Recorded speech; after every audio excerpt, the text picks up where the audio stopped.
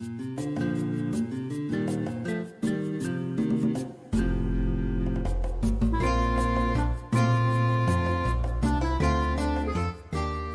has always been a beloved game amongst its huge fan base, but even the newer games seem to be missing a certain touch that the older games had. Whether it be the top-down view, the pixelated art style, or for me personally, the challenge. And over the years, we've had a plethora of fan games come out to try to bring back that spark that the old generations had. And recently, an ambitious unlicensed Pokemon game out called Phoenix Rising hit the web. This fan-made game offers what fans like myself have been wanting from Game Freak for so many years. Phoenix Rising adds a twist to the original Pokemon formula, but don't feel super gimmicky like Z-Move or Mega Evolutions. Now don't get me wrong, because I actually really liked Mega Evolution. It brought back some life to certain Pokemon who have seemingly been forgotten about, kinda like Pidgeot and Pinsir. But with Sun and Moon they decided not to give out any new Mega Evolutions. Phoenix Rising not only brings back some Mega Evolutions, but gives new Mega Evolutions to certain Pokemon who really deserve them. It also brings back the art style of Heart Gold and Soul Silver, and most importantly, they bring back the ability to have Pokemon follow you again. And that'll always get a thumbs up in my book. Now Phoenix Rising doesn't have a traditional starter trio from any generation. Instead, the player gets a choice of 3 familiar yet random Pokemon. Those being Growlithe for your fire type, Staryu for your water type, and very randomly, Petilil as your grass type. I think that's how you pronounce the name. As random as they may be, I really enjoy the fact that they decided not to stick to the generic starter types, just another reason how they keep the game feeling fresh. Phoenix Rising takes out gyms completely in favor of a deeper story, a choice and consequence mechanic, and much more. There are still plenty of battles to go around, so the lack of gybs is hardly noticeable, and a deeper story is something fans have been wanting from Pokemon for so long. Sun and Moon were the closest to achieving this, and it was a nice change, but it still wasn't as fleshed out as I'd wanted. One of the features in Phoenix Rising that I appreciated the most is the hard mode.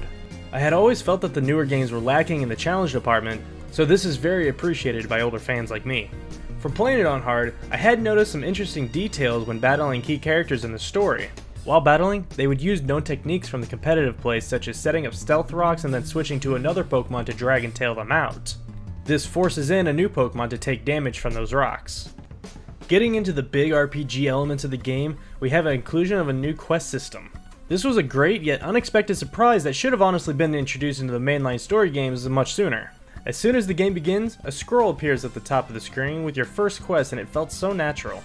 And it has always been beneficial to go in and talk to every NPC in case they would randomly give you something. While this still happens, now some people might even have a quest in return. Then the quest will lead you to earn much bigger rewards. One of the first side quests that I stumbled upon was in a Pokemon Center. In this quest, 2 gentlemen were arguing over whether or not a rare fighting type Pokemon could be found in the nearby farm. He then asks you to catch this Pokemon to prove to his friend, and then he'll give you a reward for doing so.